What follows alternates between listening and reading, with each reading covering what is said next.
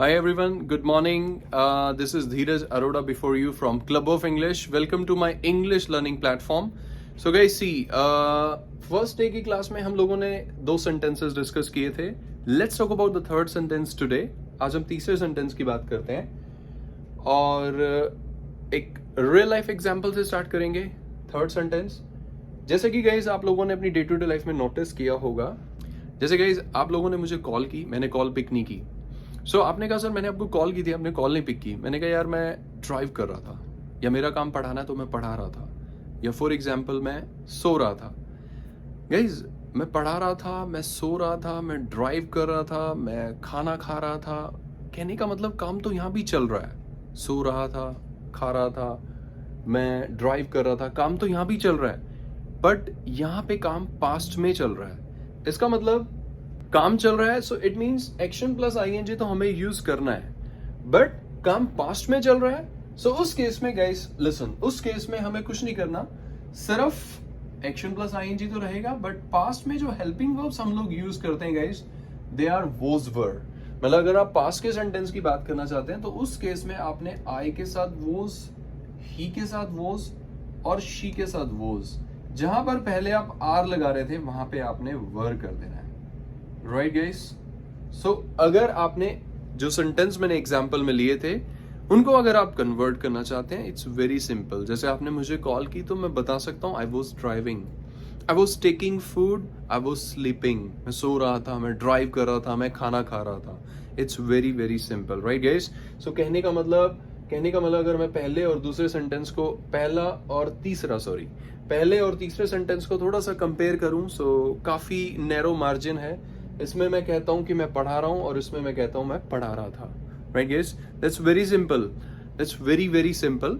सो कहने का मतलब गाइस, अगर आप कहते हैं it's a real life examples, ये मत सोचना कि सर आप भी तो ट्रांसलेशन. गाइस सी, आप लोग देख रहे होंगे कि मैं आपको रियल लाइफ से इन चीजों को कनेक्ट कर रहा हूं. राइट. मैं कभी भी ये नहीं चाहूंगा कि आप इसको राय रिय के तरीके से सीखें. नहीं गाइस, मैं इस तरीके से नहीं सिखा सकता, क्योंकि गाइस बाद में आगे चलकर सेम साउंड से डिफरेंट ग्रामर यूज करनी होगी, सेम साउंड से डिफरेंट ग्रामर यूज करनी होगी, सेम साउंड से डिफरेंट ग्रामर यूज करनी होगी. तो आपका माइंड वहां नहीं चल पाएगा, आपको कंफ्यूजन होगी. सो बेटर है कि जो मैंने रियल लाइफ के एग्जांपल लिए हैं, दैट्स रियली रियली सिंपल, आपने इनको यूज करना है. राइट. अगर आप कोई काम, दैट्स सिंपल गाइस. अगर आप पास्ट की बात करते हैं, so I was action plus ING. Right guys. ऐसे ही guys, I was, he was, she was, we were. अगर वी के लिए सेंटेंस है, जैसे मैंने कहा कि हम सब या हम दो जा रहे थे, वी वर गोइंग. राइट. हम आ रहे थे, वी वर कमिंग. हम लिख रहे थे, वी वर राइटिंग. और वो सब लिख रहे थे, दे वर राइटिंग. वो सब लड़ रहे थे, दे वर फाइटिंग. आपने कहा सर आप पढ़ा रहे थे, यू वर टीचिंग, क्योंकि आपने कहा पढ़ा रहे थे. इट मीन्स पास्ट में काम चल रहा था. सो कहा पास्ट में काम चल रहा था तो वोज वर. Right guys.